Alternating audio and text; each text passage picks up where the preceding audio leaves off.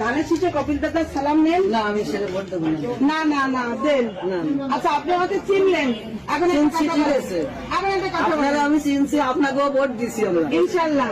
কিন্তু এখন আমরা এখানে ভোট আমি দিতে পারবো না। খালি আপনারা যতই যা করেন। আচ্ছা ঠিক আছে, শোনেন, ভোট না দেন, আপনি আমার একটা কথা শুনেন। আমি আপনাদের চেয়ারম্যান না, আপনারা আমাকে ভোট দিয়ে চেয়ারম্যান বানাইছিলেন না? আপনাদেরকে আমি অনেক ভালোবাসি। কেন ভালোবাসি? কারণ আপনারা আমাকে ভোট দিয়ে বানাইছিলেন, আপনাদের জন্য কিছু করতে পারিনি। এখন যদি আমার বিএনপি দল ক্ষমতা আসে, তাহলে আমি চিতলমারি বাসী আপনাদের লড়ার করে ভালো ভালো রাস্তা করে দিতে পারবো, ছেলে মেয়েদের জন্য কিছু করতে পারবো। তা আপনাদের জন্য কিছু করবো না বলেন? শোনেন, আরো আগে তো আপনি হয়েছেন, করেন না কেন?